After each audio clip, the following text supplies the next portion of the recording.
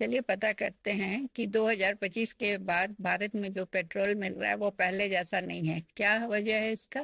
E twenty है क्या, इसको हम अभी जानते हैं। सरकार ने 2025 में पेट्रोल में 20% एथेनॉल मिलाने का फैसला क्यों किया, इसके राज को हम जानेंगे। ई बाई एथेनॉल पॉलिसी इंडिया, इसका मतलब है कि पेट्रोल में 20% बायो एथेनॉल मिला के इस्तेमाल करना। यह भारत सरकार की क्लीन एनर्जी और इंपोर्ट रिडक्शन स्ट्रेटेजी का हिस्सा है। अब सवाल उठता है कि ई 20 है क्या। ई 20 का अर्थ है 20% एथेनॉल एंड 80% पेट्रोल। एथेनॉल एक ऐसा बायोफ्यूल है जो कि मुख्यतः गन्ना, मक्का या अनाज से बनाया जाता है। इसे पेट्रोल में मिलाकर इस्तेमाल किया जाता है ताकि प्रदूषण कम हो और तेल आयात घटे। 20 बाय एथेनॉल पॉलिसी का उद्देश्य है, भारत सरकार ने ई 20 नीति को लागू करने के पीछे कई कारण बताए हैं। पहला है कि क्रूड ऑयल इंपोर्ट कम हो जाएगा। भारत लगभग 85% तेल आयात करता है।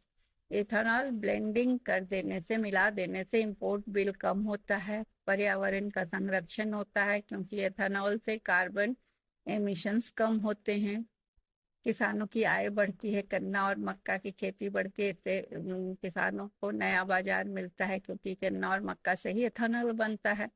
एनर्जी सिक्योरिटी, देश को विदेशी तेल पर निर्भरता कम हो देश की विदेशी तेलों पर निर्भरता कम होती है। ई 20 पॉलिसी का रोड मैप इस तरह का है कि भारत में इथेनॉल को ब्लेंड करके पेट्रोल के साथ इसको धीरे धीरे बढ़ाया गया।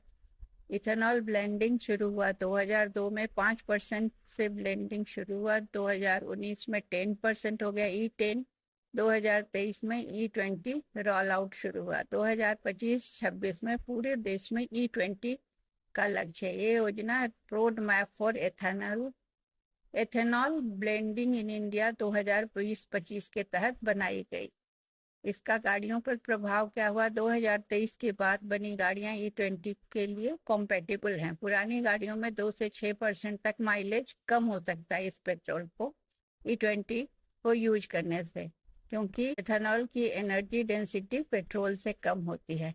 इस पॉलिसी, जिसे ई 20 पॉलिसी कहा जाता है, उससे फायदा है, पॉल्यूशन कम होगा, ऑयल इंपोर्ट बिल कम होगा, किसानों को फायदा होगा, रिन्यूएबल एनर्जी को बढ़ावा मिलेगा।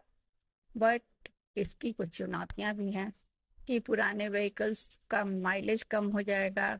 इंजन की कॉम्पेटिबिलिटी, सभी गाड़ियों के इंजन के साथ यह कॉम्पेटिबल नहीं होगा। इथेनॉल प्रोडक्शन के लिए पानी और क्रॉप्स की जरूरत होगी। तो हम कह सकते